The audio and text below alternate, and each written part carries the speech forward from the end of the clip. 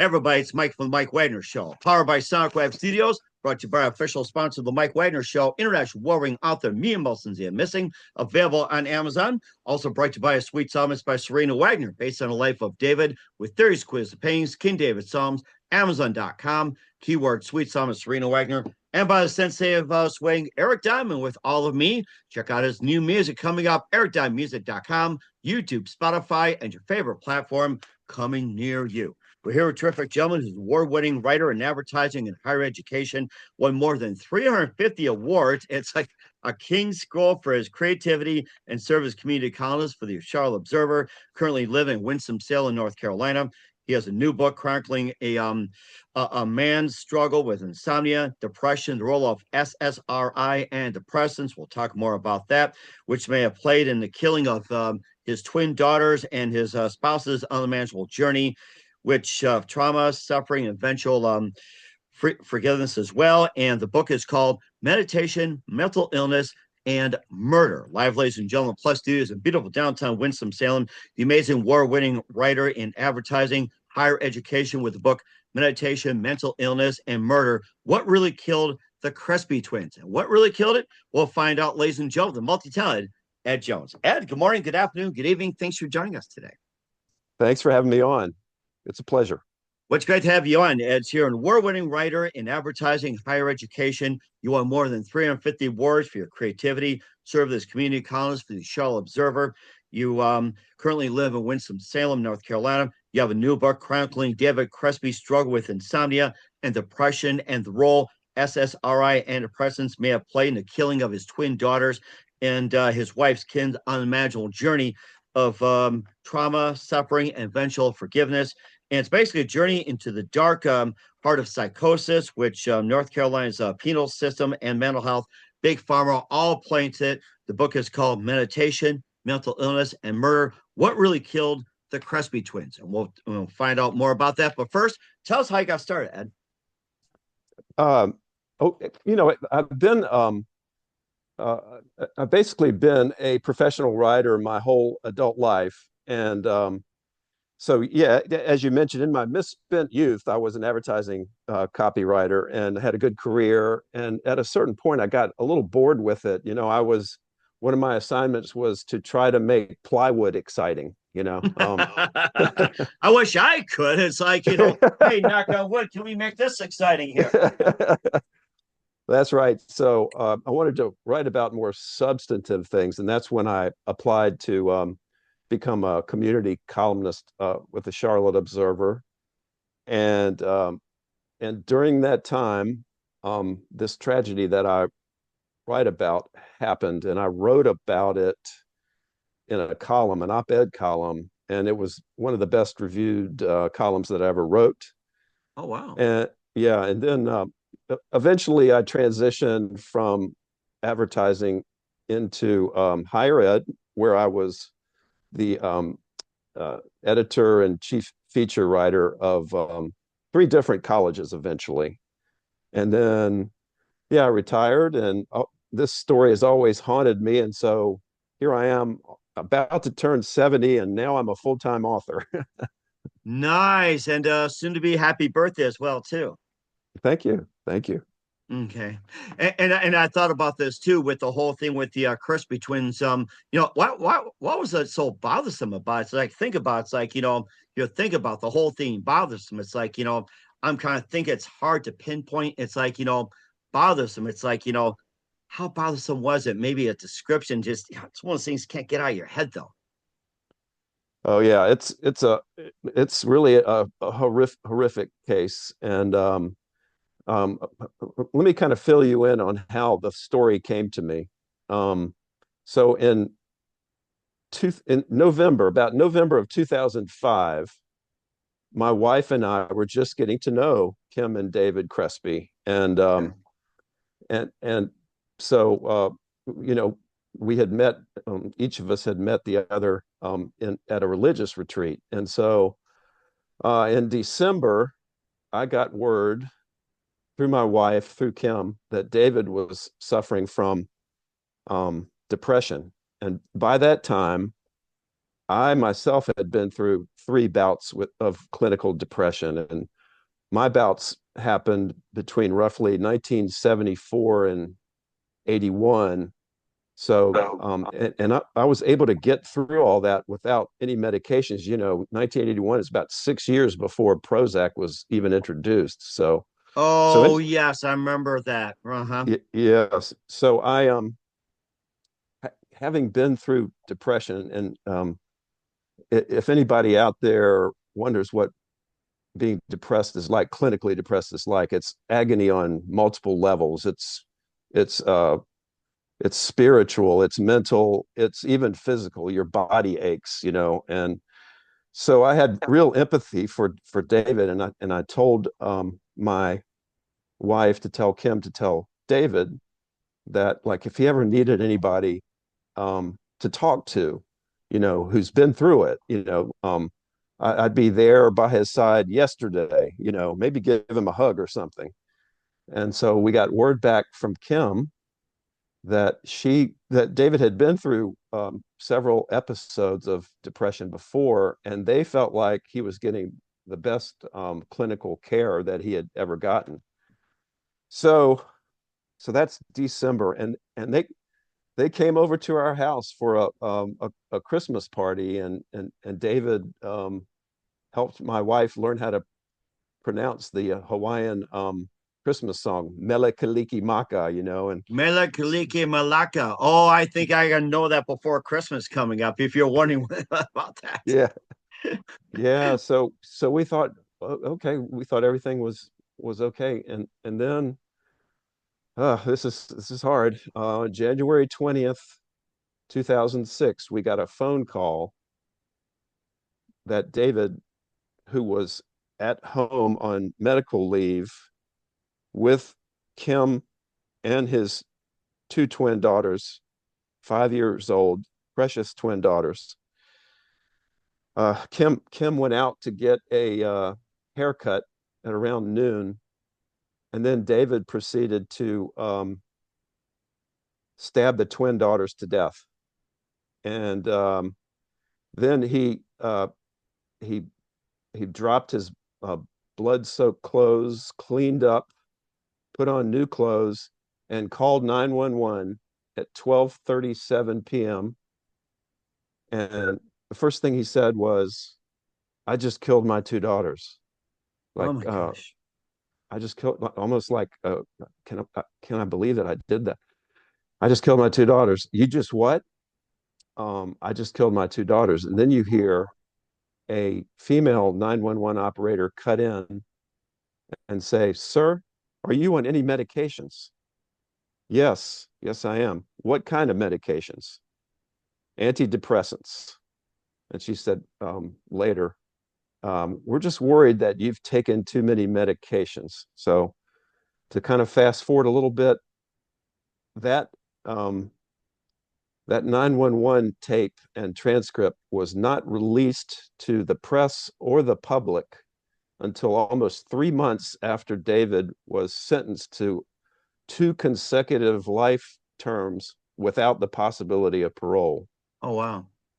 So, as you can imagine, in the aftermath, I was riveted by the coverage that the Charlotte Observer did at the time, and they did an incredible job. And it soon came out that David had was on a cocktail of different drugs. One was Oh an wow. antipsychotic called trazodone. Another one was Ambien, an Ambien for not being able to sleep. And the third one was Prozac, and he had just started Prozac 7 days before, which some of your listeners may know is can be the most dangerous time, is like right when you start taking these drugs. So Mm. um, and so I continued to follow the case, and there was eventually a Superior Court hearing in Charlotte, and I decided to go to that. And I went there wondering a couple of things. but first was, could these drugs have had something to do with this? And so at that time, I knew that Ambien can cause some bad side effects because, like, right before the hearing, or at least a month before the hearing, um, Patrick Kennedy in the U.S. House of Representatives, his father was the late Teddy Kennedy, famous family. Patrick Kennedy had this alarming wreck. He had this Mustang and he slammed into a barrier in Washington, D.C. And he got out of his car when the police came, and he was utterly incoherent. And Oh my uh, goodness. and so I later found out that Ambien alone can cause some really bad side effects. Now, at the time I go to the hearing, all I know about Prozac is it's a happy pill. It's a miracle drug. I have no idea that there are any negative side effects. And of course, I didn't know much about trazodone. So anyway, I went into that hearing kind of a law and order conservative, you know. Um, Hmm. there had been a terrible case of a woman named Andrea Yates in the preceding months who had five little children, and she had terrible postpartum psychosis, and she drowned those five little children in their bathtub one at a time. I And think I heard something about that. That's starting to really kick in here. yeah, so I was aware. So my attitude about that case going into this hearing was, you know, she deserves the death penalty. She deserves to be waterboarded to death or what. So I listened to the defense, and it was about an 8 hour and almost like a mini trial. I didn't know what to expect, but it was a riveting mini trial. And it got into how many different drugs um, David was taking, some interesting kind of side effects he was exhibiting the night before the killings, which I didn't really understand at the time. And so anyway, at the end of that hearing, I thought, this is a miscarriage of justice. Those drugs somehow, I don't know how, those drugs had to have caused this, because one of the things that came out in the hearing was David was almost on his way to sainthood. Here was a man who had a perfect 4.0 grade point average in college. He scored in the top 5 in the United States on the CPA exam. He was the youngest CFO in the history of Sacramento Savings Bank. He, his first wife died of a brain tumor. She was a nurse. He established scholarships in her name to help future nursing students be able to afford their education. He didn't have a parking ticket. So how how could this man with a spotless record, never lightly spanked any of his children, never had any episodes of violence ever, how could he suddenly turn into a monster, a monstrous killer? And so that became the driving question that pretty much animates my book. It's almost like a detective story, Hmm. and where I kind of joined. Kim Crespi started writing journal entries about, these are contemporaneous journal entries, almost like the day after the killings, talking about her feelings and how she was going to be able to get through this. And she gave me her 400-page journal. And so I interweave her journal entries into the book. And her journal entries are basically the spine of the book, and she gives the book a real life hero and the story arc. So in a way, we sort of set out together as detectives, trying to answer 3 questions. Again, how is it possible that a legally prescribed SSRI antidepressant could turn a superstar banker who was an exemplary father and husband into a killer, why didn't the pharmaceutical companies who are aware of the potentially lethal side effects of these medications do more to make those side effects known? And how have those companies been able to get away with burying negative and alarming test results revealed in hundreds of clinical trials for decades? Hmm. You know something? I have a few questions myself, and we'll get to those in a minute. And I thought about David too, that his wife died of a brain tumor. Do you think could have been possibly the genesis of him going to a depression cycle? Like his wife died of a brain tumor. Do you think that could have been the start of it? That's an interesting thought. It could have been, um, and he did. You know, when he was in a supportive environment, like he was at Sacramento Savings Bank, he didn't have any of these problems. And you know, he didn't have insomnia, didn't have depression, but you, you know, later, about the time when his wife had died of this brain tumor, he switched jobs into a more stressful environment. So Mm. I think there was a compound um, thing between the two where he probably started to have some performance anxiety. You know, he's got he's the father and the mother now in a way, and he's got to be the sole provider. You know, and so that's kind of one of the first incidents that happened was around that time. So that's a good question, though. hmm I made me think of it when you talked about, his wife dying of brain tumor and then being in a stressful environment, switching jobs and everything like that. And another thing that kind of came to mind as well, too, with his twin daughters that he killed. Did he have any early resentments about having twins or twin daughters, having issues or anything like that? Or what was like the first thought that came to my mind is, I'm going to kill him. It's like, could have been too many kids, maybe three, or was having twins stressful or anything like that? It's like, I thought to myself, it's like, what was that first thought that crossed my mind that like, I'm gonna kill these twins? It's scary. Yeah, that's right. He, you know, and I was able to talk to him in some phone conversations from prison, you know, and also the reporting in the Charlotte Observer um, revealed this that basically and almost every case. So he ended up having six major depressive episodes. Wow. In almost every case, he was on some kind of prescription medications, you know, antidepressants, sleep aids, things like that. That's that's when he would start to have these intrusive thoughts about killing his his his family members.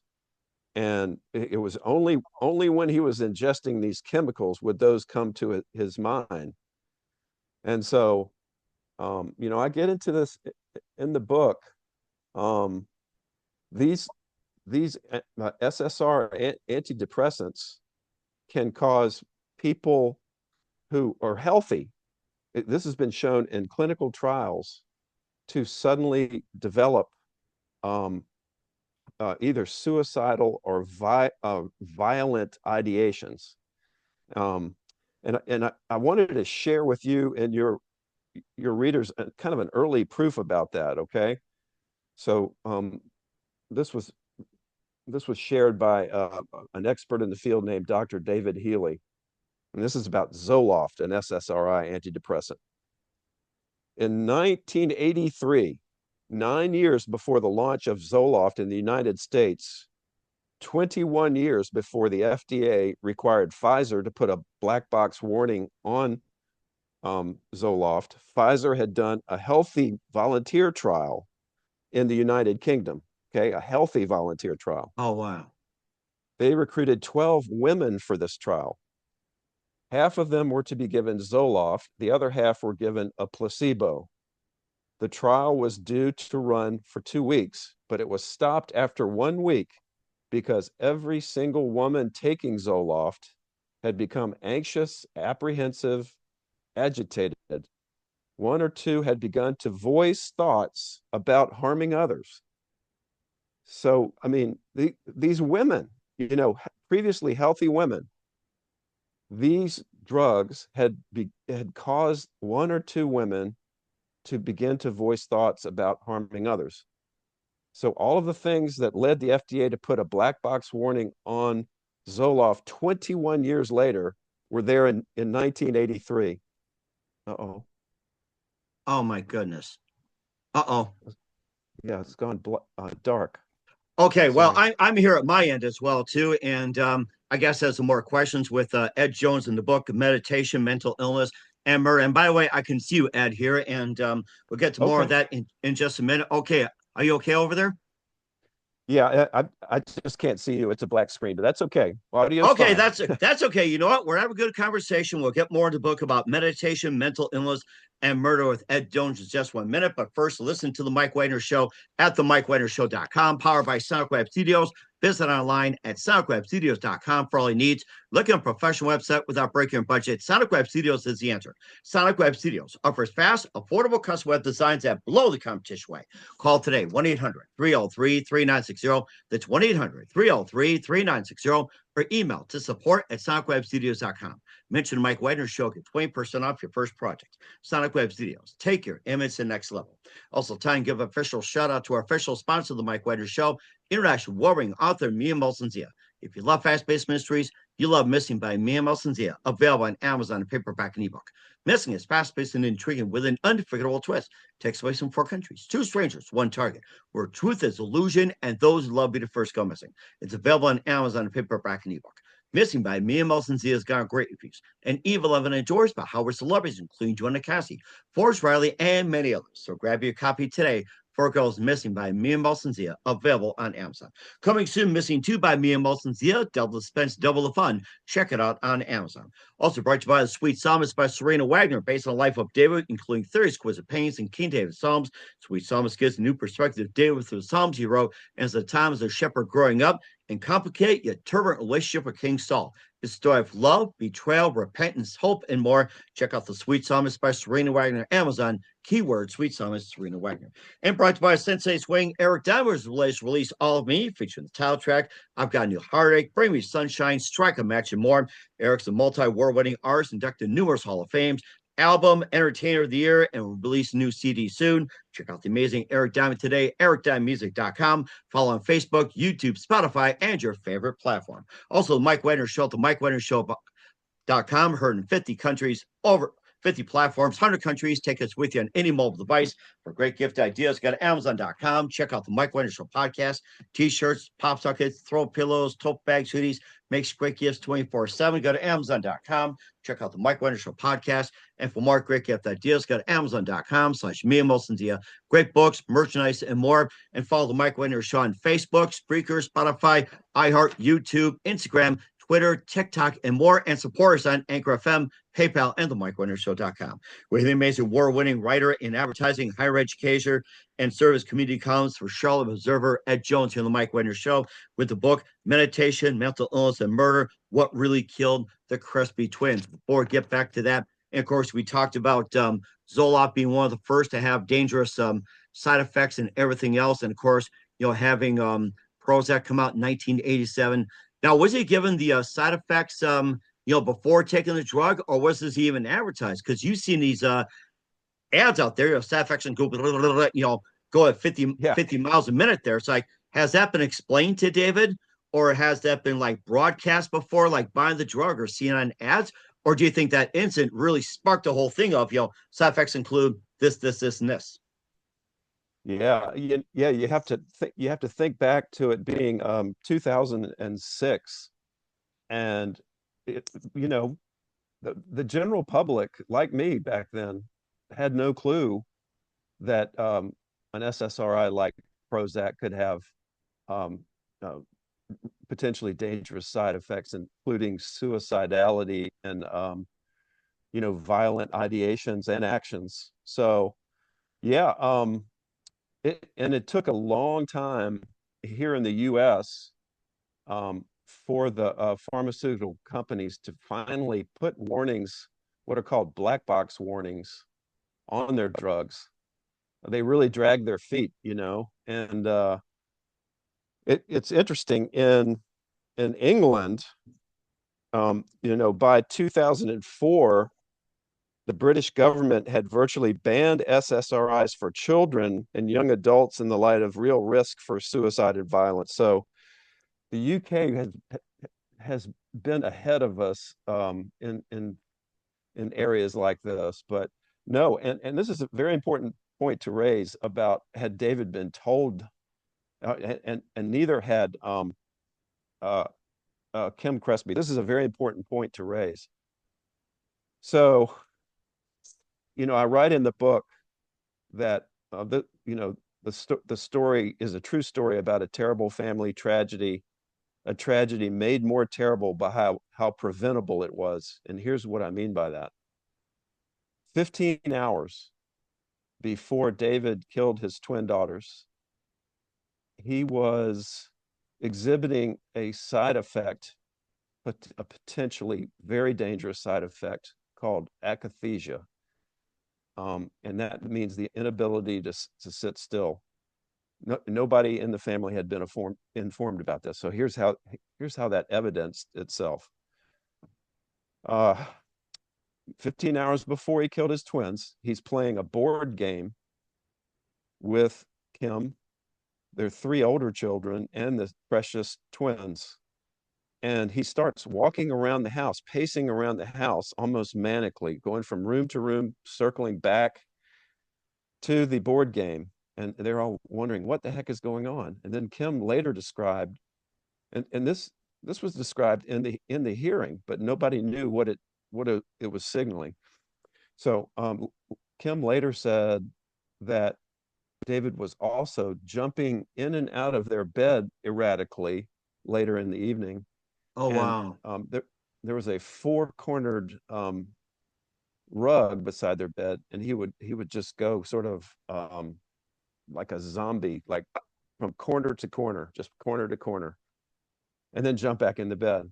Well, again, what that was just a glaring, you know, a siren should have been going off, a glaring sign that he was experiencing akathisia. And what that means is his body was going into toxicity, and psychosis was now there. And so when a loved one is experiencing this side effect, akathisia, they're in danger of hurting themselves or others. You know, those trial patients in Britain, those women were evidencing this agitation and that kind of stuff. But the Crespis had no idea about this side effect. If they had known about the side effect, those twin girls could still be alive today. And here's the other thing. Why didn't they know about those side effects? Because the giant pharmaceutical companies had for years covered up negative clinical trial results that showed these potentially even lethal side effects in rare cases, but potentially lethal side effects in people that take them. Sometimes as many, some of the trials showed that it was happening between 10 and 25% of the trial Oh, patients wow. taking it. Mm-hmm. So yeah, nobody knew about that at all. So that was a good question. Thank you. And another point I brought up as well too, that why was there like a suppression when it came to the pharmaceutical, especially Eli Lilly and all the big ones out there that also produce Zoloft and everything like that? Why was that big suppression? Was it fear of losing money, losing jobs, losing Yeah. publicity, trying to save the CEO? What was that underlying cause that caused them not to do this? Were they like were they trying to be still good with the FDA, FTC, or anything like that, or was it just like a fear that that they're going to lose the money or benefits they're getting? So I was thinking about that. It's like, was there a Yeah. fear that was going to be that they're going to lose jobs, lose money, reputations, and CEO getting ousted and everything like that. Absolutely. Yeah. You know, this came as a shock to me as I researched all of this. And you mentioned the FDA. Sadly, the FDA early on was complicit in helping the pharmaceutical companies cover up these negative clinical trial results. And it does just all boil down to greed. Absolutely.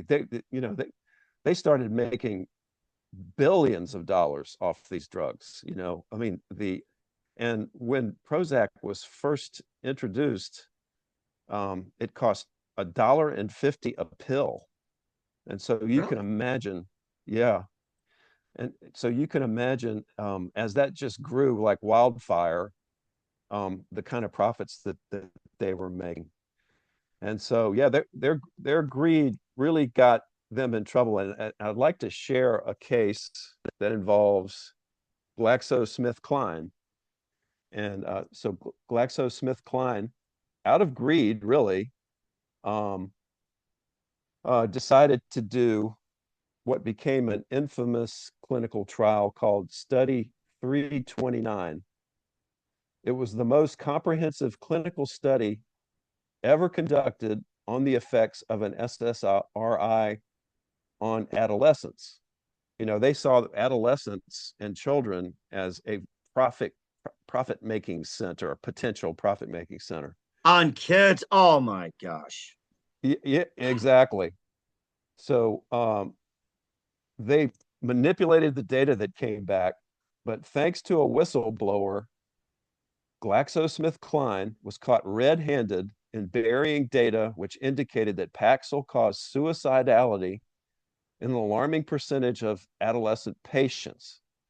The U.S. Department of Justice charged GlaxoSmithKline with failing to report safety data and more. That what that is fraudulent concealment of negative clinical trial data. And in 2012, GlaxoSmithKline pleaded guilty and paid a $3 billion settlement, including a criminal fine of $1 billion. Now, you would think fines of that order would hurt GlaxoSmithKline's sales. Hmm. Their sales went up that year and continued to go up after that. Even Um, even when getting sued, their sales went up. How could it? yes, yeah, because you know just the Oh, word that makes me mad. the That really yeah, makes me mad. exactly, absolutely. And you know the word just doesn't get out in America like it should. And you know, I hate to say it, but there are so many of our institutions who are funded by big pharma. I mean, just look at TV ads these days. Oh How my many of them? gosh. You know something? I Yeah, wish I had TiVo right now. I could zap, zap, zap, zap, zap. I mean, what it got like yeah, 5, 10, 20 before you get back to your favorite episode, or like in a ball game, it's like, we're back yeah, after this timeout. Next thing you know it, and a pharmaceutical as runs like another 2, 3 times. Next thing you know it, you miss a big play. Terrible. yeah, exactly. And yeah, you know, and they're still advertising antidepressants. And here's a really depressing statistic. You know, and you know, as I cover in the book, you know, in the aftermath of COVID, um, there was and probably continues to be a mental health, um, you know, epidemic of people just having a hard time, and it's particularly among adolescents, you know, teenagers, a lot of them isolated on social media and things like that, and these drugs are terrible. I mean, again, 2004, the British government virtually banned SSRI for children and young adults in the light of real risk for suicide and violence. Well, here's a statistic that'll make you sick. Um, between Here in America, between 2016 and 2022, the monthly dispensing rates of antidepressants in the United States increased by 66.3% for 12 to 25-year-olds. Among 12 to 17-year-old females, the dispensing rate increased by 130%.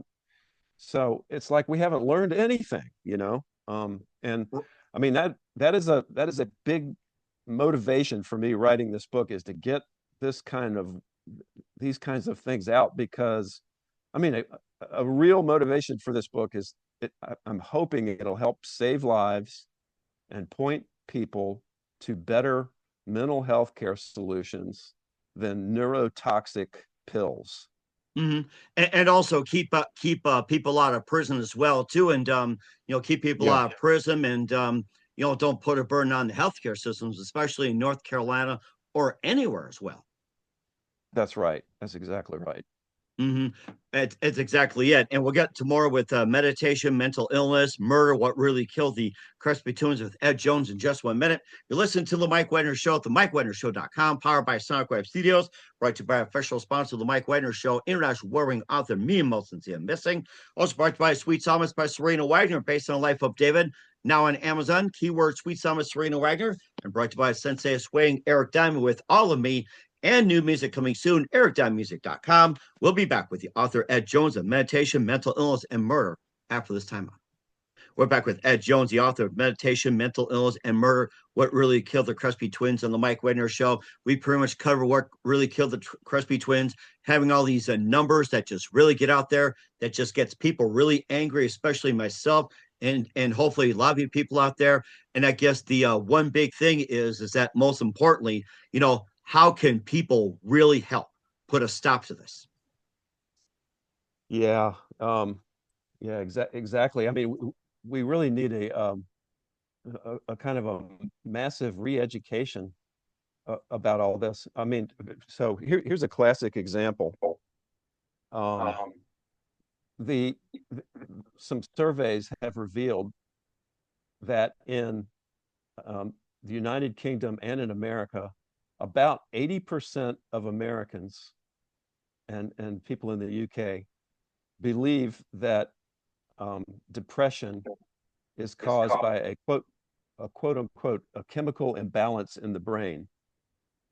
And I was very meticulous in my research, and I'm going to share the information I'm about to share doesn't come from conspiracy theorists or gun lobbyists or anything like that. It comes from three gentlemen who have taught at Harvard Medical School. It comes from an award-winning investigative journalist and scholarly articles and all that. But it's probably going to come as a shock to maybe 80% of the people listening right now that there is zero scientific evidence that depression is caused by a chemical imbalance in the brain. And if somebody out there is very dubious about what I just said, I would urge you to Google 3 words: depression, chemical imbalance, and see what comes up. Multiple articles that and some from Harvard Medical School that disprove that. And what study after study, tens of thousands of clinical trial patients involving tens of thousands of clinical trial patients. What those studies reveal over and over again is that SSRI antidepressants are no more effective at ameliorating the symptoms of depression than a sugar pill, a placebo.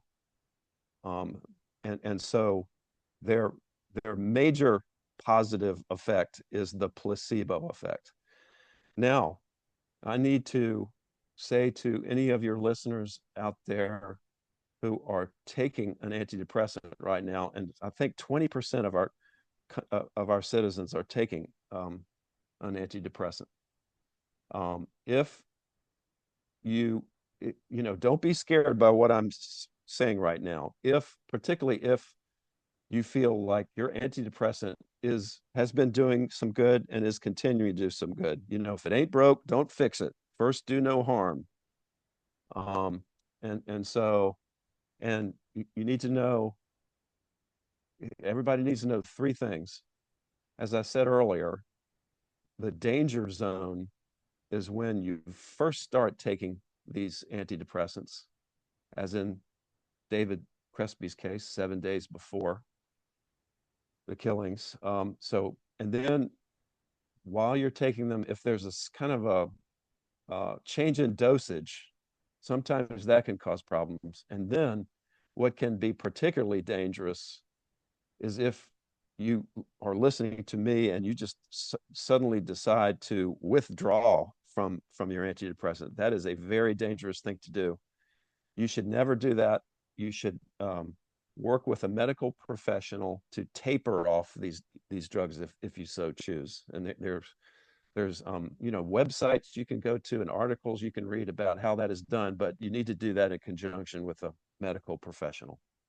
And I think that is so important. We urge everybody to do as we speak right now because we care about you. Meantime, where can we find your book at and all your works at, Ed? Thanks for asking. Yes. So uh, I would say go to my website, edwardleejones.com, and there you will find there's a tab that says buy the book. So there's four different links there. So if your favorite retailer, online retailer is Amazon, you can buy the book there. You can go to Barnes and Noble, that link. You can go to the my publisher's website. That's Rowman and Littlefield, Rowman and Littlefield. There's a link there for that. You'll find an excerpt from the book. You'll find a bio about me, and you'll find some reviews about the book there. Okay. Well, certainly check it out. In the meantime, after getting the information, I think I'll stick to chocolate. Thank you very much. So we'll do that. So you talked about sugar pills earlier. I said I think chocolate is the best one for me right now. And you don't need a chemical imbalance. Like chocolate, it's good. So there's no imbalance whatsoever. So Yeah, and exercise is good for you, and you know, um, you know, good nutritious diet is good, and um, yeah, I thought I would read to you. So, in the book, there's a chapter about a, a, an hour-long show that Oprah Winfrey did on this case. Okay, so she interviewed David in prison, Kim in front of her live studio audience. At the end of her show, she called upon a forensic psychiatrist named Dr. Michael Wellner to talk about depression and what you can do if a loved one is experiencing depression. So I wanted to read to you what he said. First, he said that the key factor that characterizes severe depression is hopelessness. So he offered practical advice and tips for audience members who had loved ones who were depressed. First, if they seem to be hopeless about one specific thing, try to get them to focus on something else that might give them a reason for hope. Wellner said that this was why, as a psychiatrist, he put a good deal of stock in faith and spirituality. They offer, quote, a clear and unobstructed pathway to hope, he said. Second, never allow a depressed person to isolate. And don't be hurt if they try to shut you out. Try to find someone else they can connect with. Finally, Wellner said that perhaps the key lesson he wanted to impart, quote, one that you may not hear from anywhere else, is do not rely upon medicine. Doctors will only do so much. You may set yourself up for disappointment. So yeah, we need to be close to people that are experiencing this. Like I say, it's agony. Sometimes, I mean, you don't have to say anything brilliant to them. Just be there for them. Give them a hug, you know. mm-hmm. That's kind of a healing gesture. And give them a hug. Don't let them isolate. And if they have any kind of religious leanings, tap into their faith, um, hope is really in my religious training, it's kind of a supernatural virtue. um, so there is a source of hope that you can tap into in your religion, no matter what your religion may be. And I think that's a really good point as well. Just be there for your loved one as well too. We're here with author Ed Jones of Meditation, Mental Illness, and Murder: What Really Killed the Crespi Twins here on the Mike Wagner Show. Ed, this was a really riveting topic. I think that really needs to be addressed, which is great. Just a few more things. What else can we expect in 2025 and beyond, Ed? uh, well, I'm doing a book signing in Charlotte in about a week, but I'm right now my next two projects are I'm working with a Prize nominated historian, helping him edit a book that he's writing about it's kind of like an anthropology of loneliness in American culture from the founding, Mm-hmm. um, loneliness has been something, we talk about there's an epidemic of loneliness now, but it's been around America for a long time. It's intensifying in some ways, and social media is not helping. But Oh my so I'm helping gosh. it. Yeah, exactly. So I'm helping him with that, and then I'm writing a screenplay. Um, Oh, my nice. Okay. Nice. Yeah. You know something? So We'll talk more about that. We'd love to have you back on with those two projects. And who do you consider biggest influence in your career? oh wow. Um, as far as being a writer, wow, I have so many influences.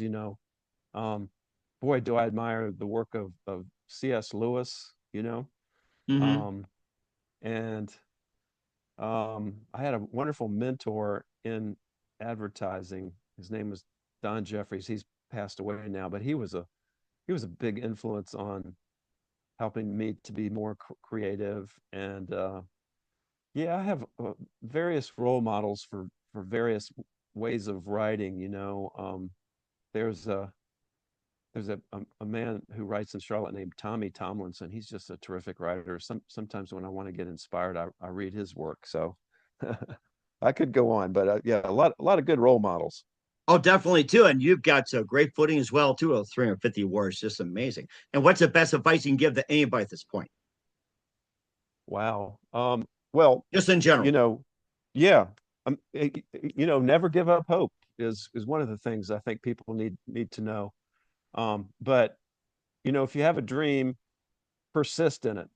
Don't and um, if you're a writer too, try not to let kind of your supercharged editor in your head make you feel like give you self-doubt. Just get the first draft down on a page, and then your editor will kick in the next day and you'll tighten it up, and it'll be better than you thought it was. So persistence, and yeah, praying every once in a while doesn't hurt. I think that's so important as well in these times as well. We're here with the author Ed Jones of Meditation, Mental Illness, Murder: What Really Killed the Crespi Twins here on the Mike Wagner Show. Ed, a very big thank you for your time. You've been absolutely brilliant. Learned a lot from you. Looking forward to having you soon. Keep us up to date. Keep in touch. Love to have you back. Again, what's your website? How do people contact you? Where can people purchase or check out your book? Yes, thanks for asking again. Yeah, at edwardleejones.com.